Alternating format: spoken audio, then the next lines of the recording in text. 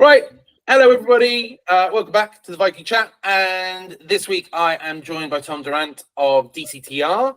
DCTR, some of you might have previously known as Dr. Photo, but under Tom's leadership, it's on a new wave of creativity. So today we're going to be having a chat about stop being boring, aren't we? So, Tom, for those who don't know you already and don't know DCTR, tell us. Yeah, thanks for having me, Kristjan. Excited to talk to you, Mr. Viking Man. You're a legend of the industry and one that I've followed now for 8 years. I can't believe how quick it's gone. I started with Dad 8 years ago. Then we were known as Dr. Photo. And then over the years, we've changed and we've organically grown, and my team's grown, and we've done more things. Dr. Photo, by the way, is still there. It's still a big part of our world. It's just a sub-brand of our overall group. So Dr. Photo is what a lot of people know us for, is enhancing photos. We've got AI that does a lot of that now. We put furniture into photos, that kind of thing. But over the years, I've also built a studio that specializes in CGI and design work, brand and websites for agents and developers. We've been doing that side now for about 4 years, and we've been slowly growing in our own sort of background sort of way.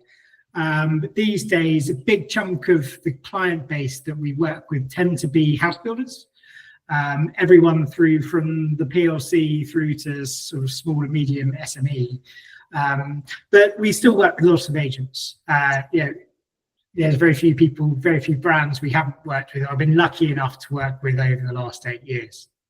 But these days, I look back to 8 years ago when I started with Dad, and he saw this opportunity, and my background was marketing.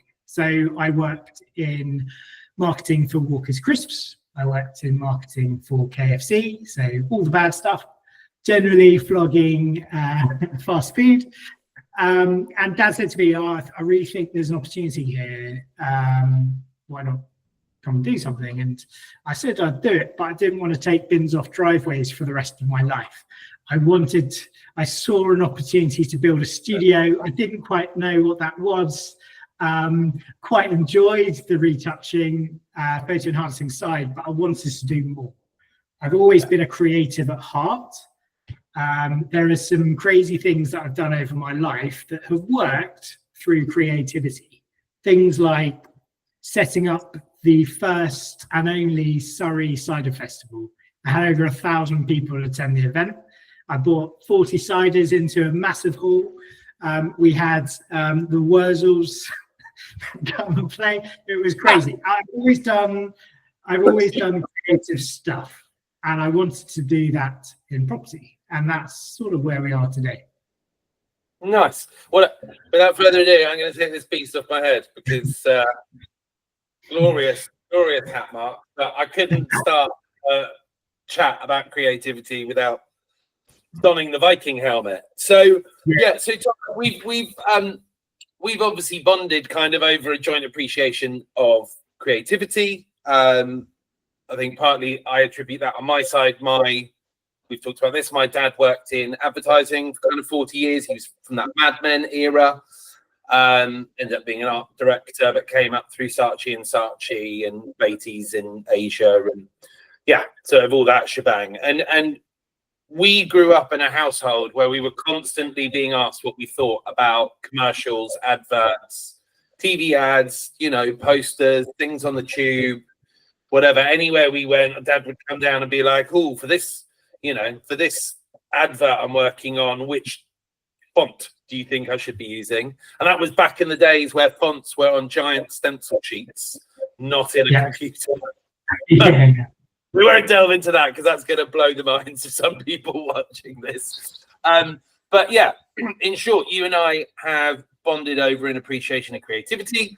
As the title says, stop being boring. I think as agents, we're really poor at coming up with anything unique. and anything truly creative.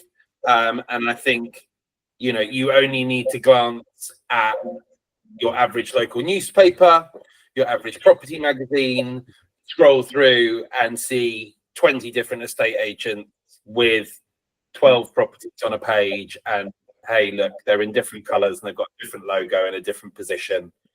And lo and behold, they all offer something amazing called a free valuation, which I've never heard of before. And it's such a creative tagline. It really makes agents stand out, because that's not in any way the industry norm that everyone offers. So I think, you know, I just really wanted to chat with you today about, I think for agents, it's a real challenge, right? I think for agents, a lot of agents, their day is so full of just doing the business, doing the deals, getting the valuations in, getting their foot in the door, getting the instruction on, getting it onto market, getting the team on it, getting it under offer, and then pulling it through that process. I think for so many agents, they get really bogged down in the day-to-day. And then so when it comes to them discussing marketing, I think most teams don't have most agencies won't have a particularly creative, from an artistic point of view, person within the team. And if they do, they don't seem to be given a lead on this. And again, it pivots back to those same old, like, we sold a house on your street, we sold a property for 5% over asking, we sold a property in just 14 days from going to market. You know, I mean, stop me when we get to an original tagline. We give you a free valuation. We've got slower fall throughs. God, hey, check out this one. We do floor plans, professional photos. So I think one of the things I want to touch on is why just doing what everyone else does when it comes to marketing. Why doing what everyone else does is the worst thing you can do. So talk to me about that. Talk to me about that. There's a lot to unpick there. I thought I'd open with a really easy question, Tom. Got an answer to all of it. So why doing something different is valuable. So if you're doing the same as everyone else, then my point of view is that there's going to be a race to the bottom, because when it comes to competing, if you're looking the same as everyone else and you're sounding the same as everyone else and you're providing a very good service, then you don't have much to compete on other than price. And that becomes a spiral, and you become thinking about what your neighbour's charging. But if you're creative in terms of your positioning of your brand, messaging that you've got, the identity that you've created, ultimately the feeling you give to someone when you're speaking to them, then suddenly price is less of a conversation. It might be important if you're charging 4 or 5%, fair enough. But if you're charging just that little bit more, then perhaps you're something worth paying for. So what you said just now is everything that I believe, which is great. So we're off on an even. We're off and running. I didn't know he sucks. Free valuations rule. Yeah. So that, again, lots to unpick here. So in the marketing world, there's something called averaging. Averaging means that across industry, especially when you've been in an industry for a long time, you will become increasingly very similar to your competitors, and there becomes what looks like homogenization. So what I would say, Kristjan, is that I think to a certain degree, we are giving a bit of a disservice to a lot of agents out there, because actually over my years of doing this, I've seen a heck of a lot of progression. Guys like yourself stand out. You don't look agency.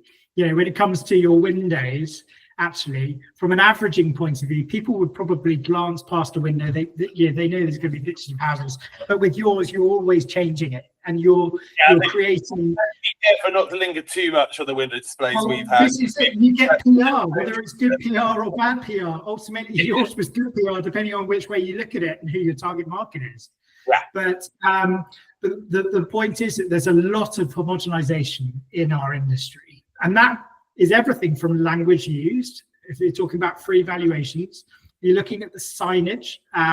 So especially in the house building industry, every apartment's luxury. Every house is stunning. And there's very, very little differentiation modern, in terms of light-filled apartment. Yeah, modern, light-filled, high spec. You know, I think those are the ticks. Yeah, but if you compare that to the big brands out there, they very rarely talk in that language. You look at how Nike talks about their product. If you look at how Apple talk about their product, you can almost read the words and you know who's talking about it. I think I've always. Right? Let's not forget, this is, when you talk about Apple and particularly something like Nike, you're talking about a brand message that sits behind something you might pay 10, 15, 20 quid for. Obviously, you could pay considerably more. We're talking about people's largest asset and getting someone to part with hundreds of thousands, if not millions of pounds. And interesting to see kind of the brand essence and the feeling, the emotion of purchasing something. Like you said, retail's nailed that kind of existential marketing. What does it, does it tap into who you want to be? Does it tap into who you see yourself as being? Rather than said, here's a running shoe with a rubber outsole, and hey, it has laces that keep the shoe on your feet. Yeah, talk about the functions, not necessarily the benefits and the emotion behind it. And so another way to look at it is, my opinion is that a lot of our industry runs on trust, whether you're selling a new home or a non-resi home or renting out a home. I think a lot of brands, property brands, they want to be trusted. Who doesn't want to be trusted? But certainly that conversation in the boardroom will be around trust. And to a lot of boardrooms, especially if there's not a marketeer sitting on the board, for which there very rarely is, it's normally either sales led or finance. Then trust becomes almost boring becomes a byproduct of what it is to be trusted. You see it across certain other industries like finance. Or even car brands, they're looking for trust, and therefore the language that goes out and the way they do it through their communications tends to be fairly boring, and it lacks, to your point, emotion. And the thing is, if someone walked into your office and they lacked emotion, you probably wouldn't trust them. So as long as you've got, as long as you know who your target is, and no matter how you're promoting to them, if you're promoting correctly to your right target market, you've got some emotion behind that, then brilliant. There's some good examples right now, like I said, of brands that are doing something a little bit differently. I think Hatton Home down the road, it's not rocket science, funny enough, but they don't have a typical name. They don't have a typical word mark or logo. They've actually got this beautiful idea around hanging a hat on the home or whatever it is. And they've really gone in on that. And that actually runs through all of their marketing. And the lovely thing with that is it means that A, they stand out. Their boards look great in Sandhurst, where I live. But B, they have a consistency in their messaging as well. You can tell Ben is ex-Marsh & Parsons. In that, really. I mean, I talked about that campaign, which they're still running, which absolutely, I think from an agency perspective is probably one of the best creative campaigns I can think of. Within the agency. Those who don't know, those who aren't familiar, because hopefully we've got people who aren't just London agents watching this. So Marsh & Parsons are a quite upmarket brand, I would say, kind of on par with your kind of your Foxtons, your Kinney Folk at Haywoods, all that sort of stuff. And for years now, they've run these very cool campaigns where it is a person or a couple who are quite stylized in themselves, and then they attribute how that person looks to a property description. So it might be a bold person. It will say, large roof terrace with far-reaching views, or whatever it is. Something a little bit tongue-in-cheek, but super clever. Gets you thinking. Really high-quality imagery, so it still feels, although it is fun, it still feels luxurious. I'm sure it probably says down the bottom Marsh and Parsons estate and letting agents or something like that, but fundamentally there is no message in that poster of we sell or let out home. There's no mention of what they do at all. It is just an image, a tag, and then I think typically it will be like an area like Fitzrovia W2 or something that's attributed to the property it's describing. So I think there's clear inspiration in Ben's branding around Hatton Home. Like you said, it's moving away from the rest of the competitors in the market. Unfortunately, whether the rest of the competitors in the local area, they probably know it, or perhaps they don't care, but unfortunately they all look the same. So you sit down and you talk. You don't need to, I don't think, stay away from the word creativity to begin with for agents, because I think it will overwhelm them. But I think if you sit down with most estate agents who have aspirations of growth and establish themselves in their market and some sort of growth strategy going forward, I think if you ask them what are the three things they're kind of focusing in on the business, and it will be, how do they get their foot in the door?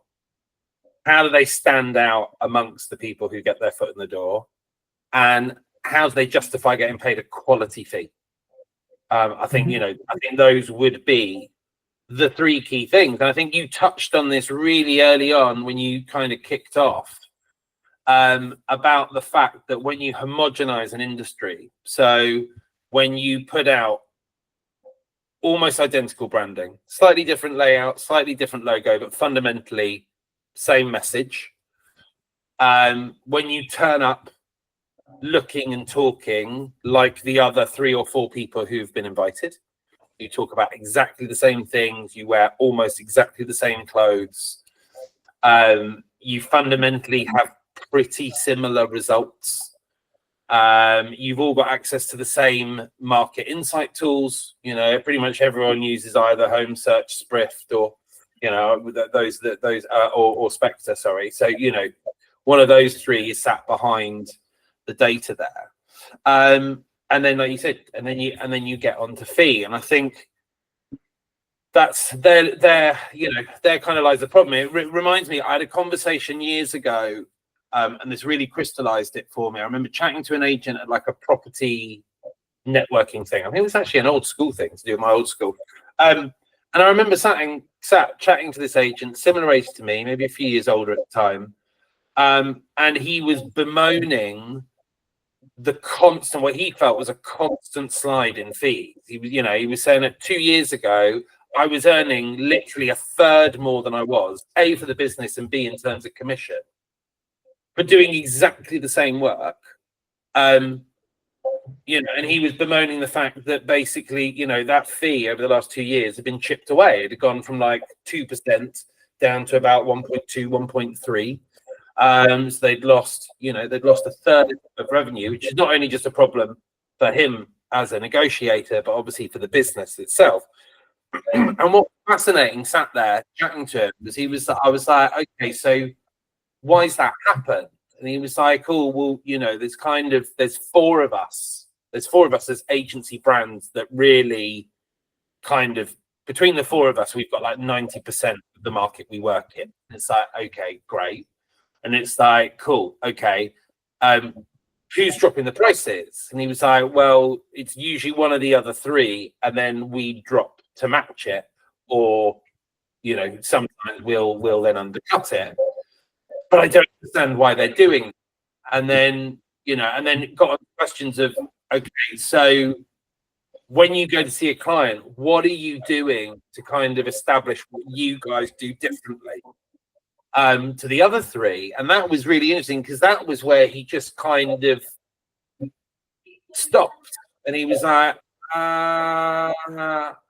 so what's up? And he was like, I don't know that we do anything different to the other three. I was like, I mean, A, that's quite bad. But B, I thought, well, if you can't convey a single difference or a single tangible benefit for a client choosing you over your three main competitors, the fourth, and they're not going to be able to then, because if you can't, there's no way they're going to be able to. So they are going to have four near identical pitches, with very similar, oh, we're a member of Property Mark, and we're on all the property portals, and on average we sell 80% of properties in the first 28 days, and blah blah blah, whatever those benchmarks are, and here's a report to show exactly what your property's worth, what it should sell for. The fact is, you present a consumer with four identical or near identical products or services, and guess what? They're obviously, unless they're a lunatic, going to go with the one that delivers the most value. And if they all deliver the same thing, then that value is dictated by price. And was that for me, like I said, that was 10, 12 years ago.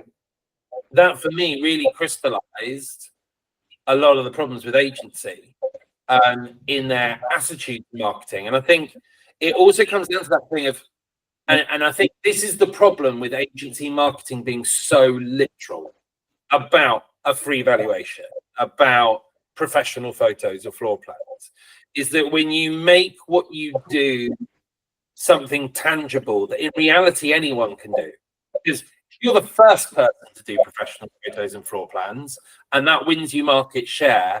Guess what all your competitors are doing tomorrow? They're at least doing the same as you, or they're going, oh, okay, we'll do that, but we'll add on virtual tours, or whatever it is. And so you then again enter this kind of very tangible battle of something that you put. And I think the importance of creativity is you take the conversation away from that, right? You take that conversation away to how do you make people feel, or how do you solve that problem? What is that fear? What is that desire that someone wants out of there? And so, I mean, I think something that's massively missing from our industry, and you're seeing this more. I mean, this has always been kind of something, particularly with big brands. But I think with us now, with the advent of AI video creation and the amazing technical kit you can buy for next to peanuts now, where the latest iPhone Pro, people are shooting professional music videos and shooting some of their the new 28 Weeks Later movie, I think, was pretty much entirely shot on them. So we've got kit that doesn't cost you $100,000 that you can go out and shoot, professional quality stuff. So now you just need that creativity. So talk to me a little bit about the importance of storytelling. Okay, yeah, cool. So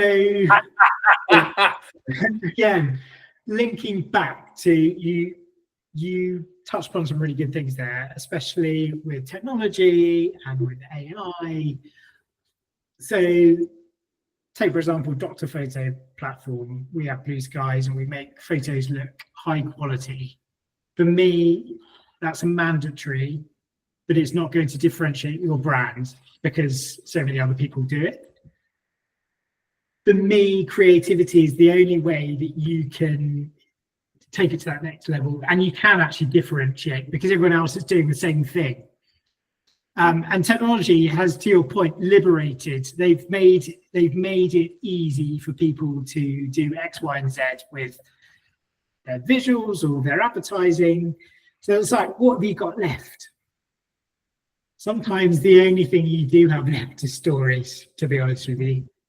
I find it in my market, when it comes to coming up with brands for developments, it's very easy to take the easy route and just call it such and such gardens, and to stick a sort of canvas style PNG logo on the top of it. But it's so superficial that it's like, how do you sell it into the client? Number one. But B, it doesn't have any value behind it. Once you've got a story, you can start to hang lots of hats on that story, and things will start to feed into it. Just like, again, getting the hat and home. Once you've got a story, it's so easy to differentiate yourself because it's your story. Like my story is the reason that I started to go into the studio world and do creative stuff was it always pained me that looking at the 3 biggest marketing awards out there, Cannes and Drum Awards, you can submit work by category, and the only industry that doesn't appear in those categories is property. I mean, that's shocking, right? That's. I just felt, well, nothing against charities, but budget-wise, property has to be up there, right? We're selling hundreds of millions of pounds worth of brick. And also a bit like drinking, it's something we don't get a choice about, right? Everyone needs a home. Everyone has, or hopefully has, a roof over their head. You buy it or rent it. This thing that exists in everyone's life. Cars don't exist in everyone's life. Jewelry doesn't exist in everyone's life. But it is one of those must-haves. And yet, like you said, how shocking is that? The 3 biggest advertising awards, property doesn't. Property or real estate, it just doesn't exist. And I get it to a certain degree. Look, a big driver of that is because we don't tend to do TV.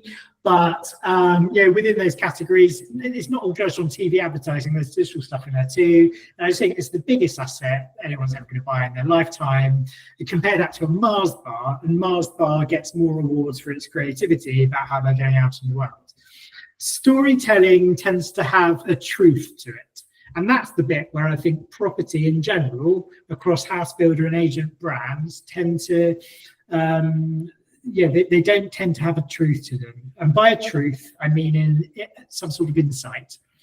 And an insight is something that it's often a reason for being. It's something that everyone's aware of, but it's not necessarily front and center. And when you come up with an insight or a truth, someone might say it, and then everyone will go, "Oh, bloody hell, no, that's true." So a good insight would be someone like Snickers, who say, "You're not you when you're hungry." And you're like, okay, I've literally never thought of that. But now you're saying it, as I completely resonate. So that runs through all of their advertising, and it has done for years. And I think that a lot of property brands. That was the one where they had like Joan Collins in the football changing room. And that was absolutely. There's iterations of that. It's iteration after iteration of that, and it runs for years.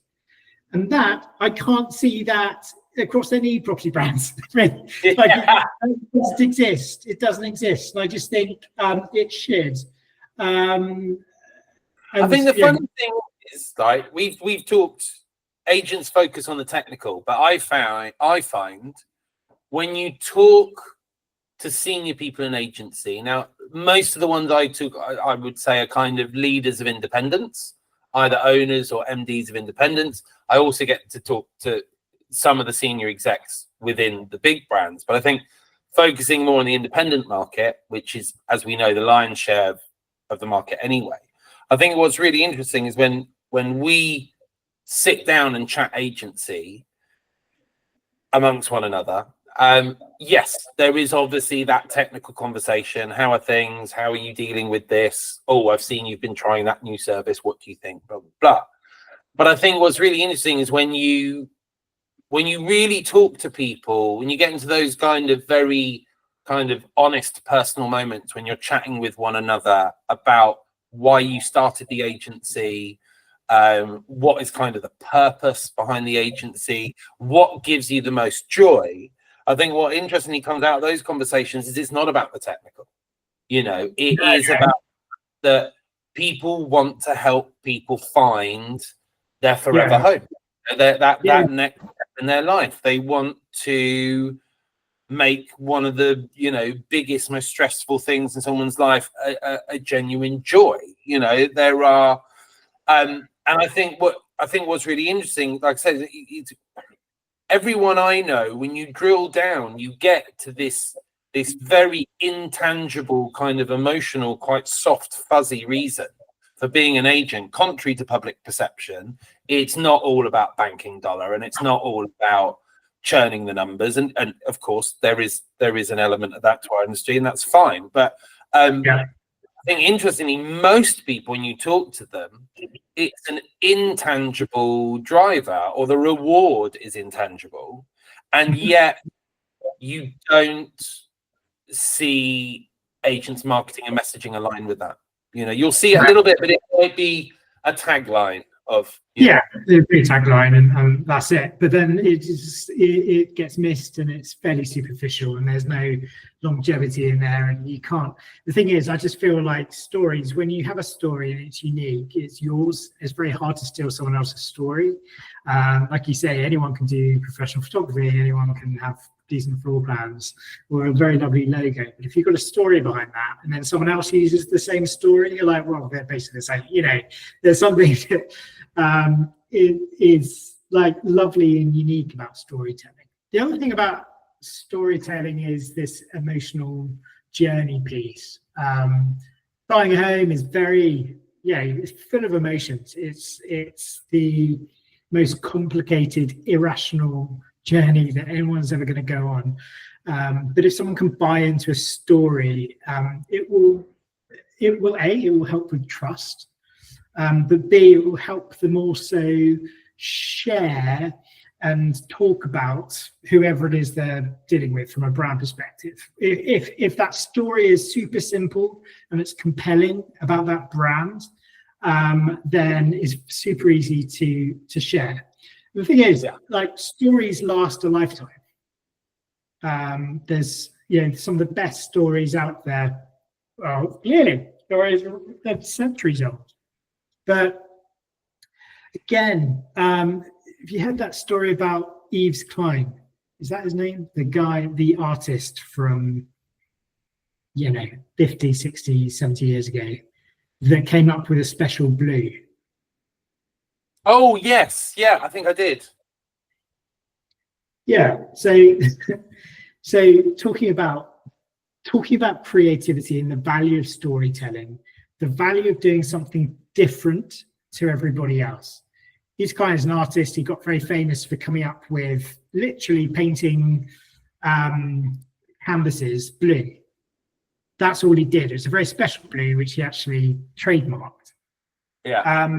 And there's a very famous story about the guy that, again, because of this story, it just puts him in another league to every other artist. And that's that he had a big event in Paris. He was going to show off a new collection. And so he invited all the celebrities of the time to come and see this collection. And they were waiting outside in the cold and rain, and like, people were desperate to get inside. Everyone was so excited to see this blue, because back then, screens they didn't have screens. Everything was through the media. And in fact, most of that was black and white. So to see the striking blue would take them into another place. And so they went in, they had drinks, they had champagne, cocktails. There was no sign of him. And at the time, there was no sign of the art anywhere.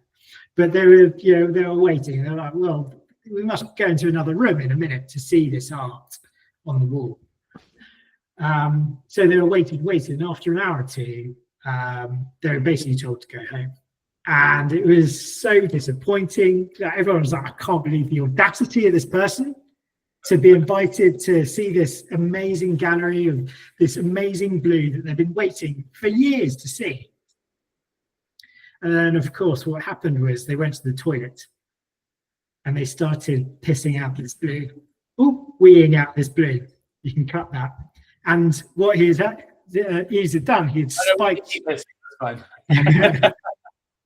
spiked all of their drinks with this chemical that made their wee blue. And it was the exact And that, because that story, compared to putting on this lovely event where all the canvases were blue, no one's going to talk about that in 80 years' time. But they are going to talk about the fact that he spiked all their drinks, and they all started weeing this blue when they went to the toilet at night before they went to bed. And that hit the headlines the next day in the papers. That is amazing as well, right? Because not only is that extremely bold, that emotional journey of them allowing you to be pissed off. Bringing them into place, building that excitement, building them in, and then allowing them to be disappointed. Exactly. To not give anything away, not to even be like, soon, wait till later. In the end product there. And that created the story. So the point is, it's all about taking someone on an emotional journey. In terms of the work that we create now in-house, when we look at the work that we create, whether it's CGI or whether it's design work or website, we look at 3 very simple facets. And that's how we see creativity. If you're going to be boring about it and actually putting a framework around it, the way that you can measure creativity is around 3 things. And that's, number 1 is originality, which is what most people understand creativity to be, which is that thing original? In other words, to my point earlier about averaging, does it look different to everyone else in a positive way? The second thing is about engagement. And this basically means is how is it going to engage the person emotionally? So when they look at it, are they going to feel happy or inspired or angry, or will they have that desire, or whatever it is? What's that emotional journey someone's going to be looking at? And then the third thing is execution from a quality point of view. So it has to look good, whatever it is you're creating, whether it's photos or video, whatever. Because if it's a really great idea that's taking you on an emotional journey, but it looks crap, then it's just not going to land. So all of those 3 things have to go together. And that's how you know whether something is going to ultimately land well from a creative perspective. Storytelling is there for longevity. It's there to help you differentiate on things that are outside of your normal features and benefits of providing the same service that 200,000 other people provide. Because once you have a story, it's yours to tell and no one else.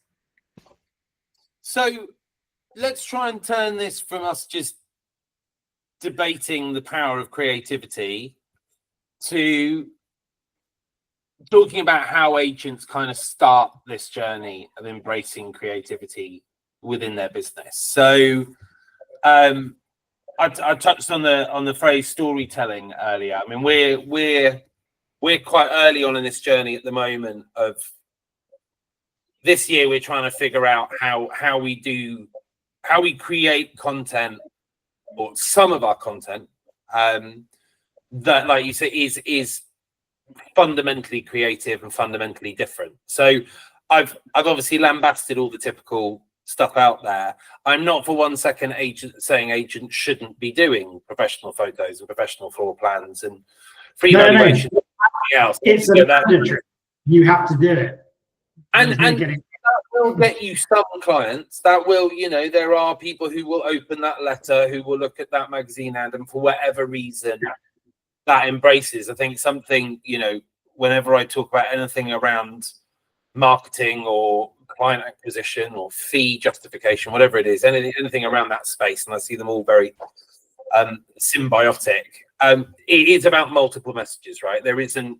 We're not for 1 second saying an agent should sack off all their marketing and just do something utterly bonkers and creative. So they don't want to rush out and do a Jaguar. Yeah. That's the thing, is sometimes people get scared by it because they think creativity means something completely wild and different. It's not. That's not what I mean. It's just about simply being different. That's all I'm looking for. So I think for agents, let's try and give them some pointers about what this journey kind of looked like. So where do we think this starts? I mean, I touched on earlier the fact that I think most passionate agents I've spoken to at a senior level when you really distill it down, you really drill down into it, there is this emotive desire in there that isn't tied into transactions or deals or earnings. It's tied into, like we said, finding people the dream home, you know, making people impossibly happy, you know, giving a family a chance to grow or flourish, or, you know, what it is. Maybe, you know, maybe you do a lot of probate stuff. Maybe it's just helping people at the most difficult time in their life. But I think, would that be a kind of where we would suggest they would start? Is try and start having those conversations and get away from the digital and head towards the emotional and the ethereal, and kind of understand at a core basis level. Because again, one thing we've talked about is great to be creative, but it's still got to be real, right? You can't mold this kind of creative story around a falsehood within your business. Yeah, you can't. If you're a deals done, turn deals round, we're just really good at transactions, and then you put out this very creative campaign about what an incredible, gentle, nurturing experience you deliver, it's going to grind, right? It's going to juxtapose. So do we think it's kind of where, if agents are trying to, like I said, kind of step by step, just trying to figure out what does establishing and understanding what that creative voice sounds like within an agency, is that where we think they start?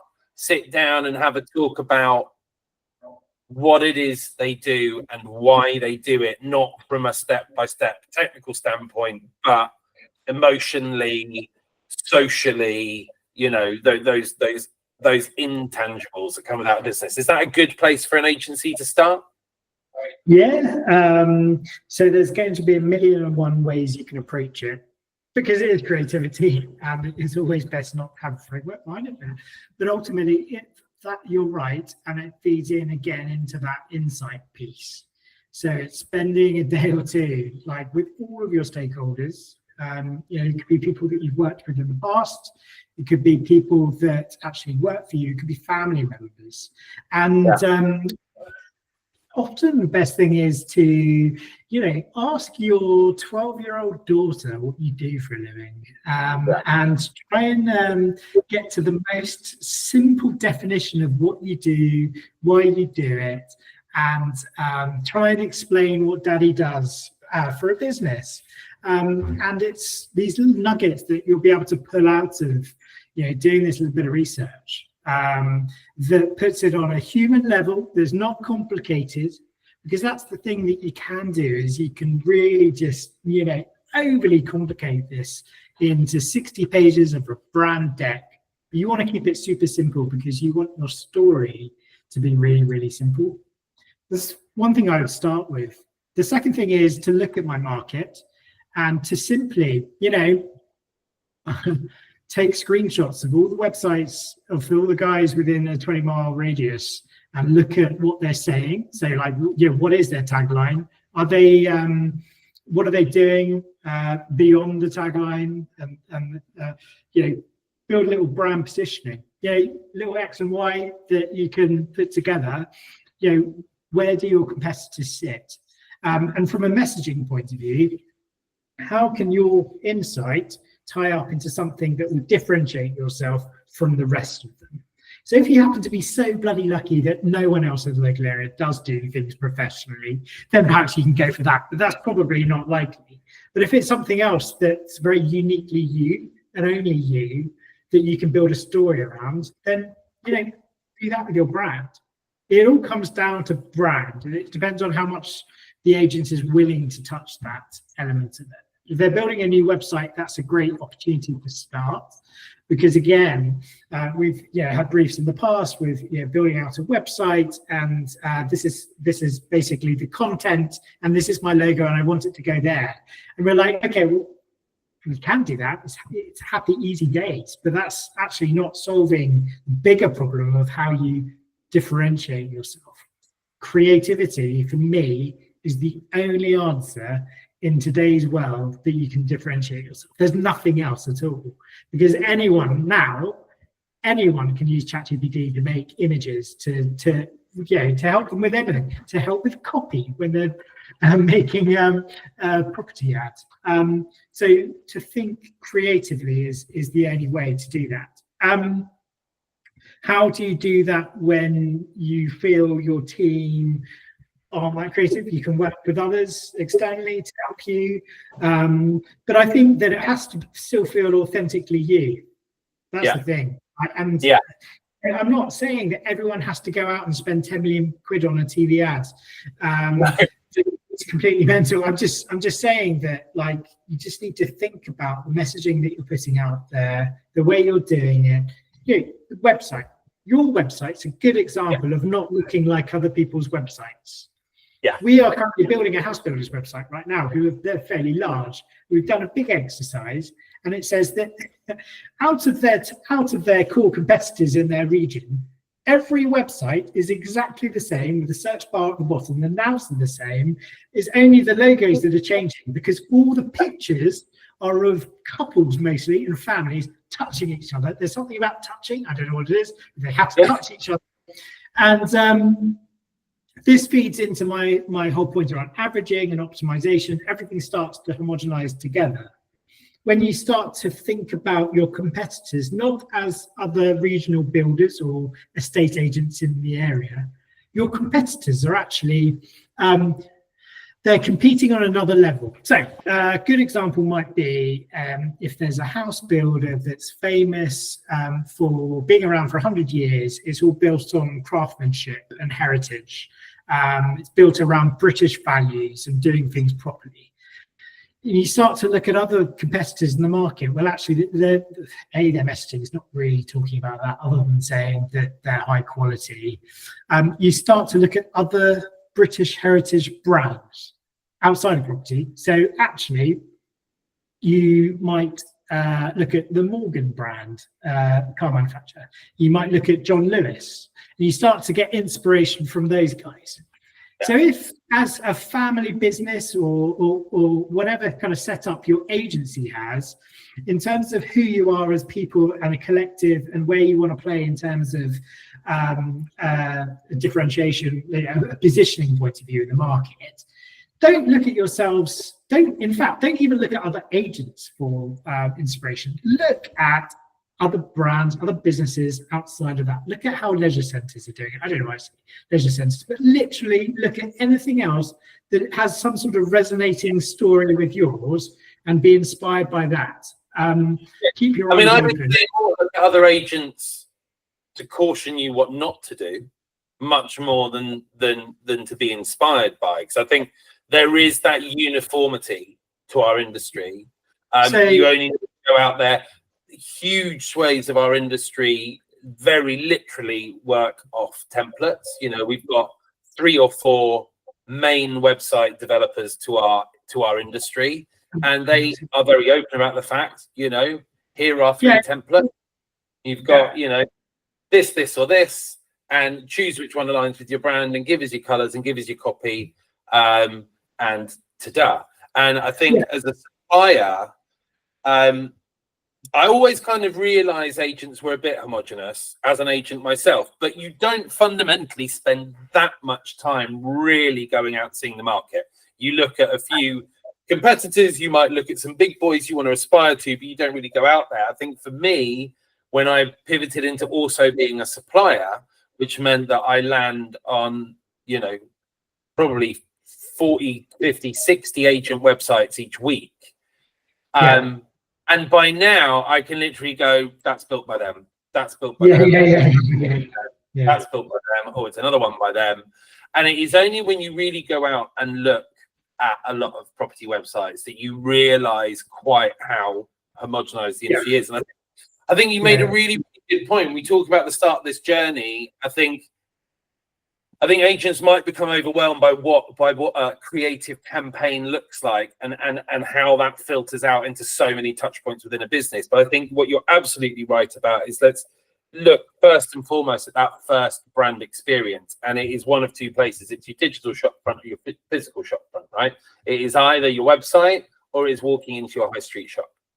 And so I think one thing agents can really do is to take a really honest, hard look. And like you said, if you can't do it yourself, find someone who can, whether that's a friend who's more creatively inclined, maybe they work in advertising, or they're interior designer, an architect, or something like that, or they're a creative lead in a completely different industry. So if you can't see it yourself, but I think, you know, physical branches, I'm still amazed they've not come on. You know, I think when we look at what Foxtons did 25 years ago, really 25 years ago now, when they invented the cafe style office with the, you know, the bank of fridges at reception, and you know, and it stood out, and it helped them stamp a mark on the London property market. And there were lots of people who piled in off the back of that and almost completely replicated the design element brick for brick within other brands. And over the time, you've seen a handful of agents who are different. We touched on Hat and Home. I've seen their offices quite funny. They've got, you know, really properly embraced their bowler hat lights and, you know, all this sort of stuff. But no, there have been a handful of creative ones. But I think, interestingly, when you walk down your typical high street with 5 agents on it, the reality is they all kind of look the same. They've got the very standard homogeneous desk. They've got the blue carpet tiles. They've got a map on the wall. They've got particular cards showing either what they've got on or what they've let or sold. And yes, you can dial that up or dial it down in terms of finish, but you can walk into most agents' offices and go, window card display, tick, map on wall, tick, neg desks by front door, tick, brand magazine, tick. You know, you can, and so again, when we touch on what differentiates, what makes people feel different, I think if we look at how retail's changed over the last 10 years, particularly, you know, it's gone into this more experiential, this more brand, you know, the brand make you feel the moment you arrive on their website, the moment you walk in that door, do you feel the same way? And, you know, and we can again take this back 20, 25 years to kind of one of the big boys that did that was Apple when they launched their Apple stores, and they looked like nothing you'd ever seen before. You know, and there are plenty of other brilliant examples of things creative. But I think, you know, again, time and time again, you walk up and down your typical high street, you go on your typical high street agent's website, and actually, if you line them all up on a screen, there's not much difference. No. How are you starting that thing? If someone's walked down a high street and walked into those 5 branches, when they get home at the end of the day, how are they remembering who's who? You know, 100%. And so I ran an event called Brick Live recently. I'm going to do one for agents. I'd like to do one for agents. In that room was mostly house builders. But I invited someone called Adam Morgan, who wrote a white paper called The Extraordinary Cost of Dull. And to your point, like around creativity and investment, you know, being worried about investing in marketing and creativity and this whole idea. Well, his argument was, if you don't, then it's going to cost you a lot more. And he has hard facts behind that. They had actually looked at 60,000 adverts, and half of them were delivering a net neutral response. In other words, people didn't find them happy or disgust or take on a journey. It became like wallpaper.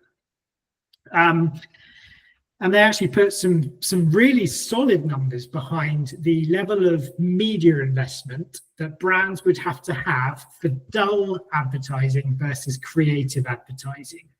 And per year, per big brand, this is, by the way, before you get worried about these numbers, per year, big brands, for those brands that are putting out dull advertising, they were having to spend £10 million a year in extra investment on media to deliver the same return as other brands that are delivering creative ads.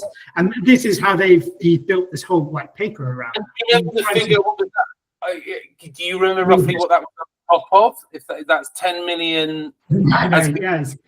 He didn't actually say that. What percentage? I mean, a heck of a lot, right? The big brands put in. Yeah, I'm just wondering if that's like same again, or is that 10 times what they're initially spending? No, I need to find that bit out. You'll have to find that out and drop it in the comments. There's a big, like, it's eye-watering. And through all this data mining and tests that they were doing, they also ran another really simple test where they sat someone in a room and they got people to basically give their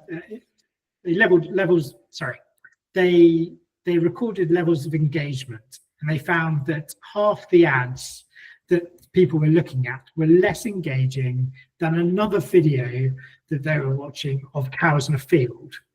And so it's like, so it's really interesting stuff that says, from a brand and a marketing and an advertising point of view, if you're not doing something different or engaging that's getting someone delivering an emotional response, then you're basically going to have to spaff so much more money up the wall to get eyes, to get people talking about it, to have any sort of virality or to stand out. So if you were to invest in a new office, if it was me, I would invest in a lovely office, but I probably wouldn't make it look like everyone else. I wouldn't have the same kind of experience. I don't know what the answer is, by the way. It's going to be different because it's different for every brand. And that's the thing. I think it's authentic, right? We're not saying there's this blueprint. I mean, that's the whole point of creativity, right? And like you said, you can't have a framework to creativity. There's a framework of delivery, but your creativity has to be different. But I think you're absolutely right. You've got to be really careful. You don't have this list, this creative checklist that you have to follow through. But I mean, I think also something we've not touched on, and it's way too late in the conversation to dive deep into it. Because we're getting close to running over time as it is. But one thing we also haven't talked about, I've kept this whole conversation about client and customer acquisition and fee generation. But what we haven't talked about is actually your team. Who are you attracting to work within your business? What is it that motivates the people who work for you today to still work for you tomorrow, in a year's time, in 3 years' time, in 5 years' time? And I think, we haven't touched on that, but, I know within our agency in Base, us doing things differently for authentic reasons was really, really important for us as business owners. We always wanted to be, to kind of follow our path. And we kind of always had that kind of blind faith that, you kind of do things your way, gravitate towards you, that people gravitate towards you who align with those values. But I think the same is true of your team, right? If you build this brand experience, this brand message, this unique voice or image within the industry, then it's not going to be everyone's cup of tea, both client but staff. But the ones that it is for, they're going to buy into tenfold. They're going to love walking in the office and the fact that they, I don't know, go and sit on a beanbag and work on their laptop, or they've got a private pod. They can go in the background and they can shut all the noise of the negs hitting the phones away. Because that's whatever it is. It's there's more value to your brand kind of experience. Your brand presence experience to just how can I leverage it? How can I get more clients? How can I charge my clients more money? It is also about, how do I build this community of people that are engaged on this mission outside more than let's just do more deals? And how do we grow that? How do we support that? And again, you look at the really aspiring brands that I see within agency, and there's lots of other things tied into that. There's community and charity work. There's innovation. There's engagements within housing. There's trying to tackle social issues, whether they're localized or bigger. And there's other things that come into that. But again, if all you're going to do is just agency and it's going to be very compartmentalized and you're going to look like everyone else, and you're going to pay like everyone else, and you're going to structure your business like everyone else, how are you going to attract and keep the best talent? Which right now is a huge debate within our industry. You know, people coming into the industry, you know, if you believe what you read in the press, it's, you know, the aspiration of people to join real estate is declining. And I think a large part of that is because the perception is it is a quite, you know, it doesn't care who I go and work for, they're all pretty much the same. Yeah, absolutely. I'm going with that, but I think it's just right. I agree. It can only bring you just creativity isn't just outbound, right? It's about the team. It has to run through the whole organization. It's not just a clever video or a lovely logo or a lovely piece of copy. These people are telling your story every day, and they need to live and breathe the values and that story that you have as an organization. So it has to start from the top. I can tell when an agency is sales-led or marketing-led instantly, normally, by looking at their materials, but also by listening to their team members and how passionate they are about the story they're trying to deliver. Creativity by its very nature is all about being at the cutting edge of innovation. Because creativity ultimately is innovation. It's about new things. It's about doing new things. And therefore, if your organization is creative, generally you'll be doing stuff that's new and exciting and fresh. And if you know, there is this challenge for big brands to hold on to people, so they're not going self-employed. I get that. And I think that's because you look at the story of a lot of self-employed agents, and they'll have these shackles that they couldn't do what they wanted to do in terms of providing a service and telling the stories that they wanted to tell. Well, if you have an organization that's marketing-led, that actually from a creative point of view as an organization, it's also really important to let people be entrepreneurial and to not not be angry if something goes wrong, because things will go wrong when you're being creative. That's innovation. Yeah, exactly.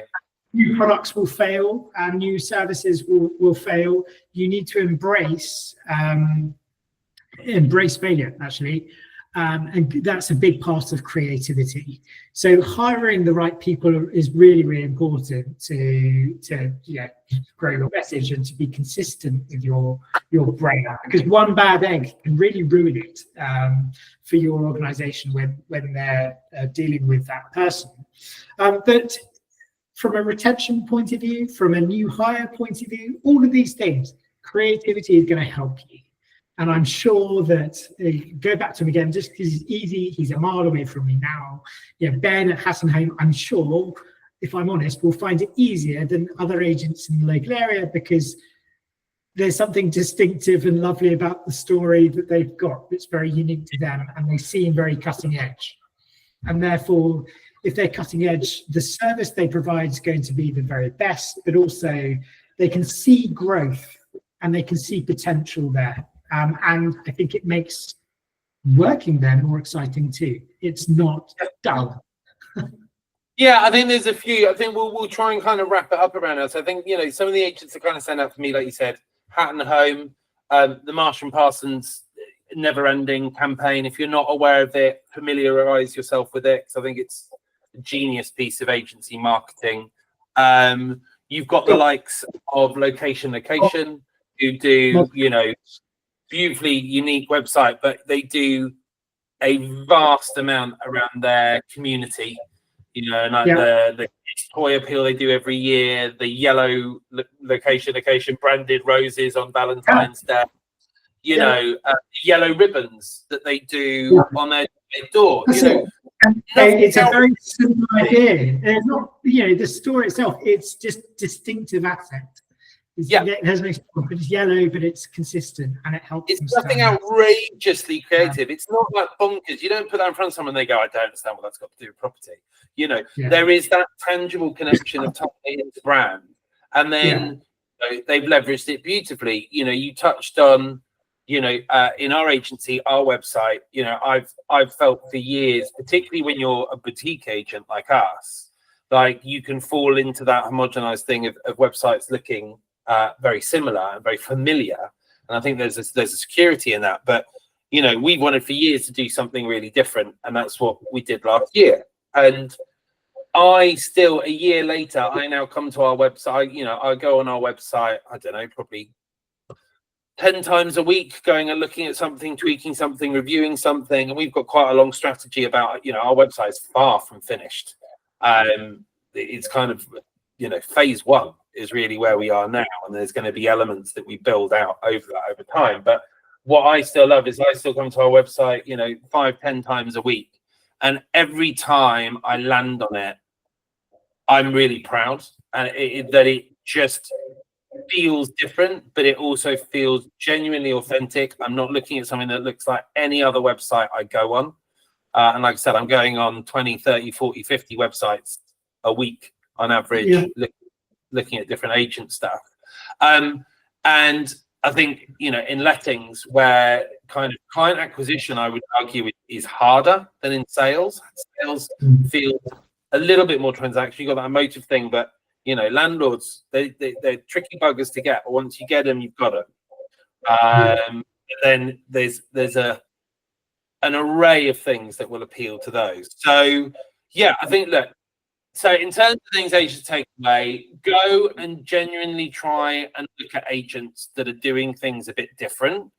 And I'm not saying go out there and take inspiration and go and do, hey, our colour's purple, so Valentine's Day we're going to go and do purple roses on our local high street. Try not to completely replicate what you see there, but hopefully take some inspiration. Tom, you touched on it earlier. What was the book called again? The Cost of Being Boring? What was it? So it's actually a white paper which you can download. It's called The Extraordinary Cost of Dull. You can download that white paper at a website called System One. If you Googled Extraordinary Cost of Dull, then you'll be able to download it. It's just really interesting. And what's your like number one kind of creative inspiration source? What's your number one go-to? So one thing, but whilst you think about that, one thing I love that you do, the ability to kind of daydream. You guys give your team time to just window gaze, to just daydream window gaze and let the creative journey kind of permutate a bit. And I think, look, that's easier for your creative business, but I think there's something to be said for that. There's something I think agents have also got to be really careful that they don't go, right, chaps, tomorrow at 12 o'clock we're having a meeting on creativity, and at the end of that meeting with 10 highly original ideas. It's not quite how creativity works, is it? No, absolutely. And inspiration can come from everywhere. Honestly, there's no one source. If we've got a new project and we found it's relating to such and such, we'll tend to go out and we'll learn, So I don't have one source. What I would say is we try not to do desk research on the computer, because there are a million things that you can look at, Behance and look at things that engage you with the brand and try to understand what it is about that messaging or marketing that hooked you, and is there something you can... It's just sort of keep your eyes open, because sometimes you might dream it and it just pops up in your head and you're like, oh, okay, there's something really lovely about that. But generally, it's just through keeping your eyes open and also, guys, if you can't, we've touched on it. There are lots of agents out there who don't really have that creative streak. Don't if they're honest with themselves, don't really have a creative bone in their body, and that's fine. We use experts in this industry. We use experts to survey, to value, to apply for mortgages, everything else. That's why I've got you on here today. There are creative experts out there. Don't feel like, if you can't figure it out yourself, don't force it. You can't force creativity. So if you haven't got it yourself, hire it. Don't undervalue it. don't do the classic, oh, well, you know, we'll promote you in all of our advertising. It's a privilege to work with you. Shut up. Don't do that, because any creative should rightfully slam the door in your face if you say that. But if you don't have creativity, go and hire someone, talk to Tom, you know, look at others out there. Like, as Tom's touched on, don't just look at agency, look at broader fields, development, property, etc. Tom, we're going to have to wrap it up there. We run over. We could talk for bloody hours, mate, but I'm getting the window banged on for my next meeting. So, Thank you. It's an absolute pleasure. Really keen to hear what people say. So when we share this stuff, please let us know your thoughts. What inspires you? What piques you? You know, how does this get your juices kind of flowing? If this inspires a move, come back and tell us about it later. Yeah, that's it. But otherwise, Tom, DCTR, thanks for your time today, buddy. Cheers, man. I appreciate that. Yeah, thanks, Kristjan. Thank you so much for your time.